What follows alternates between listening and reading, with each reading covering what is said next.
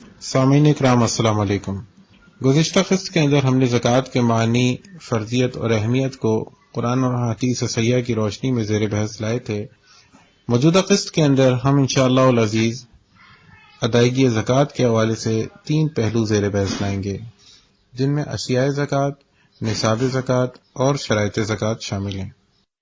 اہل اسلام کا اس بات پر ہمیشہ سے اتفاق رہا ہے کہ زکوٰۃ کا انکار کرنے والا دائرہ اسلام سے خارج ہو جاتا ہے، اور یہی وجہ ہے کہ ابو بکر صدیق رضی اللہ عنہ نے منکرین زکوٰۃ کے خلاف صحابہ اکرام رضی اللہ عنہم سے قتال پر بیعت لی۔ اب دوسرا اہم سوال زکوٰۃ کے حوالے سے یہ ہے کہ زکوٰۃ کیسے ادا کی جائے۔ سامعین اکرام، زکوٰۃ کے اہم اور بنیادی مسائل سمجھنے کے لیے 4 چیزوں کو سمجھنا ضروری ہے: اشیاء زکوٰۃ، نصاب زکوٰۃ، شرائط زکوٰۃ اور مصارف زکوٰۃ۔ یعنی کون سی وہ اشیاء ہیں جن کے اوپر زکوٰۃ فرض ہے، پھر نصاب زکوٰۃ یعنی ان اشیاء کی کن مقدار پر کتنی زکوٰۃ فرض ہے، تیسری چیز شرائط زکوٰۃ یعنی زکوٰۃ کی ادائیگی کی شرائط کیا ہیں، اور چوتھی چیز مصارف زکوٰۃ کے زکوٰۃ کے مصارف کیا کیا ہیں۔ جہاں تک اشیاء زکوٰۃ کی بات ہے تو اشیاء زکوٰۃ میں سونا، چاندی، نقدی، اموال تجارت، نباتات اور حیوانات آتے ہیں۔ سونا چاہے ڈھلی کی صورت میں ہو یا اینٹ کی صورت میں، زیور ہو یا برتن، استعمال میں ہو یا نہ ہو، خالص ہو یا ملاوٹ شدہ ہو، یہ بہرحال مال زکوٰۃ ہے۔ یہی معاملہ چاندی کا ہے کہ چاہے وہ ڈلی کی صورت میں ہو یا اینٹ کی صورت میں، زیور ہو یا برتن ہو، استعمال میں ہو یا نہ ہو، خالص ہو یا ملاوٹ شدہ ہو، یہ بھی بہرحال مال زکوٰۃ ہے۔ اسی طرح نقدی چاہے ملکی ہو یا غیر ملکی، بینک میں ہو یا اپنے پاس موجود ہو، کسی کو امانت یا قرض دی ہو اور ملنے کی امید ہو یا سرمایہ کاری کر رکھی ہو، چاہے وہ کاغذی یا پلاسٹک کرنسی کی صورت میں ہو یا کرنسی کی سندات کی شکل میں۔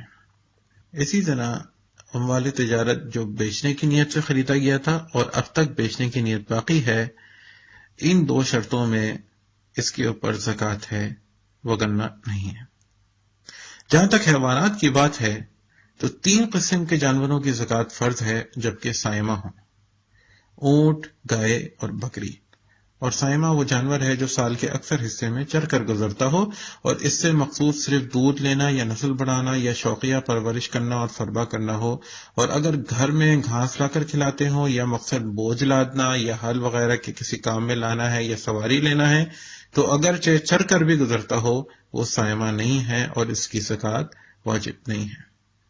حیوانات کے اندر بھینس اور بیل گائے کے حکم میں ہے، بھیڑ اور دمبا بکری کے حکم میں ہے، اور اگر ایک سے نصاب پورا نہ ہوتا ہو تو دوسرے کو ملا کر پورا کر دیا جائے۔ اسی طرح گھوڑے، گدھے اور خچر اگرچہ چرائی پر ہوں ان کی زکوٰۃ نہیں ہے، ہاں اگر تجارت کے لیے ہوں تو ان پر زکوٰۃ ہے۔ اگر گھوڑے آلات تجارت کے طور پر استعمال ہوں، مثلا ٹانگوں وغیرہ میں جوتے جائیں یا اجرت پر باربرداری کے لیے استعمال ہو، تو ان گھوڑوں کی اصل مالیت پر زکوٰۃ نہیں ہوگی بلکہ ان کی آمدن پر زکوٰۃ ہوگی، اور اگر گھوڑے بذات خود خرید و فروخت کے لیے رکھے ہوں تو ان کی کل مالیت پر زکوٰۃ ہوگی۔ اسی طرح جانوروں مثلا پولٹری فارم کی مرغیوں، مچھلی فارم کی مچھلیوں اور ڈیری فارم کی بھینسوں کو بھی گھوڑوں پر قیاس کیا جائے گا، یعنی اگر یہ جانور تجارت کے لیے ہیں تو ان کی کل مالیت پر سال گزرنے کے بعد زکوٰۃ دی جائے گی۔ جہاں تک نباتات کی بات ہے تو ہر قسم کی کھیتی پر زکوٰۃ یعنی عشر ہے۔ بارانی اور نہری زمین پر زکوٰۃ کی ادائیگی کے پیمانے مختلف ہیں۔ نباتات پر زکوٰۃ سال کے بعد نہیں بلکہ ان کی کٹائی کے وقت۔ کھیتی پر عشر کا حکم اللہ سبحانہ وتعالیٰ نے سورۃ الانعام آیت نمبر 141 میں نازل فرمایا۔ ارشاد ربانی ہے، وہی اللہ ہے جس نے بیلوں اور درختوں والے باغ اور کھجور کے درخت پیدا کیے، کھیتیاں اگائیں جن سے قسم قسم کی اشیاء خورد و نوشت حاصل ہوتی ہیں، زیتون اور انار کے درخت پیدا کیے جن کے پھل صورت میں مشابہ اور مزے میں مختلف ہوتے ہیں، کھائیے ان کی پیداوار جبکہ یہ پھلیں، اور اللہ کا حق ادا کیجیے جب آپ اس کی فصل کاٹیں، اور حد سے نہ گزریے کہ اللہ تعالی حد سے گزرنے والوں کو پسند نہیں کرتا۔ اب نصاب زکوٰۃ کی طرف آتے ہیں۔ نصاب زکوٰۃ سے مراد یہ کہ مال کی وہ کم از کم مقدار جس میں مخصوص مقدار میں مستحق کو دینا ضروری ہے، شریعت اسلامیہ نے سب اشیاء کا نصاب زکوٰۃ ایک سا نہیں رکھا، اس لیے اس میں ذرا تفصیلات ہیں۔ تمام اشیاء زکوٰۃ کی فرضیت اس وقت ہوتی ہے جب ان کو آپ کی ملکیت میں 1 سال ہو جائے، کیونکہ نبی اکرم صلی اللہ علیہ وسلم نے علی رضی اللہ عنہ سے فرمایا کہ جب آپ کے پاس 200 درہم ہوں اور ان پر 1 سال بھی گزر جائے تو ان پر 5 درہم زکوٰۃ ہے۔ سونے کا نصاب 20 دینار ہے اور اس کا بھی 40واں حصہ نکالنا ضروری ہے۔ رائج الوقت پیمانے کے مطابق 87.48 گرام سونا نصاب ہوگا اور اس میں 1 سال گزرنے پر 2.125 گرام سونا یا اس کے مساوی قیمت بطور زکوٰۃ ادا کرنی ہوگی۔ اسی طرح چاندی کا نصاب 200 درہم ہے اور اس کا 40واں حصہ نکالنا ضروری ہے۔ رائج الوقت پیمانے کے مطابق اس کی مقدار 612 گرام ہے۔ جب بھی کسی کے پاس 612 گرام چاندی ہو اور اس پر 1 سال گزر جائے تو اس میں سے 15.3 گرام چاندی بطور زکوٰۃ ادا کرنا واجب ہے۔ موجودہ دور میں سونے اور چاندی کے سکوں کو کرنسی نوٹوں سے بدل دیا گیا ہے، اس لیے یہ حکم بھی ان پر منتقل ہو جائے گا اور مستحقین کے فائدے کے پیش نظر چاندی کے نصاب کو معیار بنانا چاہیے۔ جہاں تک نقدی اور متفرق اشیاء کی بات ہے تو نقدی اور متفرق اشیاء کی زکوٰۃ چاندی کے نصاب کے مطابق نکالی جائے گی۔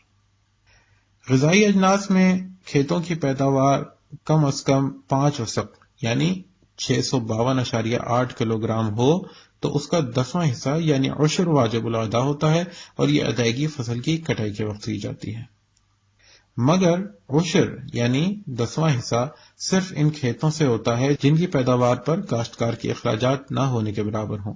وہ زمینیں جہاں پر کاشتکار کو پانی یا دیگر اشیاء خریدنا پڑتی ہوں ان میں نصف عشر یعنی 20واں حصہ بطور زکوٰۃ ادا کیا جائے گا۔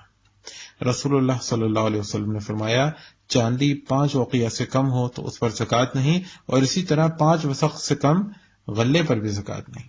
اس حساب سے اگر بغیر اخراجات والی زراعت سے پیداوار حاصل کی گئی ہو تو کم از کم 652.8 کلو گرام غلے پر 65.28 کلو گرام واجب الادا ہے، اور اگر پانی خریدنا پڑے مثلا ٹیوب ویل وغیرہ ہوں تو 652.8 کلو گرام غلے پر 32.64 کلو گرام واجب الادا ہوگی۔